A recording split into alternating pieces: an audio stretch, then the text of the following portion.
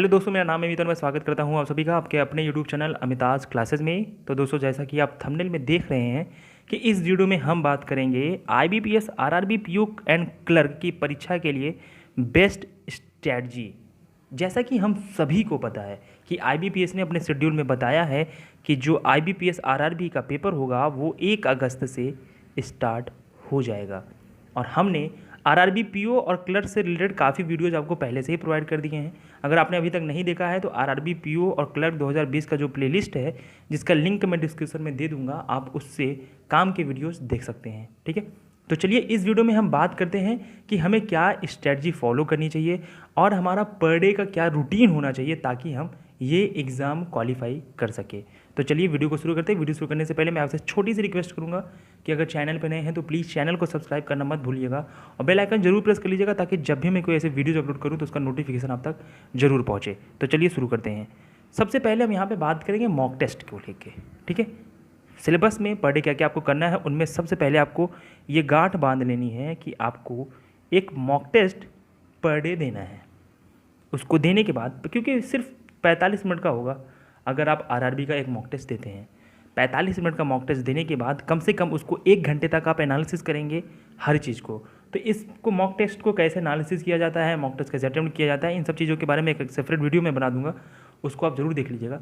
यहाँ पे हम आपसे बात कर रहे हैं कि सिर्फ एक मॉक टेस्ट आप पर डे ज़रूर दीजिएगा। ठीक है, चलिए अब और क्या क्या चीज़ें आपको डेली करनी है। सबसे पहले आपको क्वांटिटेटिव एप्टीट्यूड यानी कि मैथ में देखना है। देखिए, सभी को पता है कि मैथ जो है वो 40 मार्क्स की है और यहाँ पे हमारा जो पीओ की बात करूँ तो वहाँ पे 30 या 35 टारगेट होना चाहिए मिनिमम। ठीक है, चलिए अब देखिए क्वांटिटेटिव एप्टीट्यूड में आपको पढ़े क्या क्या चीज़ें करनी है। सिंप्लीफिकेशन एंड अप्रॉक्सीमेशन के 4 सेट, यानी कि 10 सवाल आप सिंप्लीफिकेशन के लगा लीजिए, 10 सवाल अप्रॉक्सीमेशन के, टोटल 20 सवाल हो गए, 4 सेट कंप्लीट हो गया। ठीक, इसको थोड़ा सा और इंक्रीज कर सकते हैं। मैं जो क्राइटेरिया दे रहा हूँ ये मिनिमम का है आपका, मतलब इतना तो आपको करना ही है।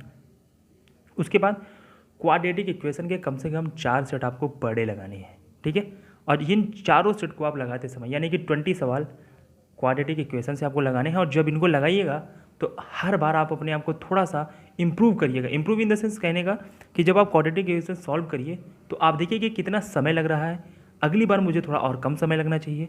धीरे धीरे आप अपने समय को कम करते चलिएगा, क्योंकि यहाँ पे क्वाड्रेटिक इक्वेशन के जो सवाल होते हैं 5, मैं समझता हूँ कि एक तो कहना मतलब गलत होगा, 2 मिनट के अंदर आपके ये 5 नंबर फाइनल हो जाने चाहिए। ठीक है, चलिए आगे बात करते हैं नंबर सीरीज़ की। हमें पता है 2 टाइप की नंबर सीरीज आती है, एक मिसिंग नंबर सीरीज़ और एक रॉन्ग नंबर सीरीज़। ठीक है, तो आपको कम से कम 10 सवाल मिसिंग के, 10 सवाल रॉन्ग नंबर सीरीज़ के पर डे करने हैं, यानी कि 4 सेट। उसके बाद आते हैं डेटा इंटरप्रिटेशन पे, यानी कि डीआई पे। ठीक है, आपको डीआई के 4 सेट लगाने हैं, चारों अलग अलग वेरिएंट के, यानी कि एक सर्किल बेस हो, एक परसेंटेज बेस हो, मतलब अलग अलग आपको डीआई लगाने हैं 4।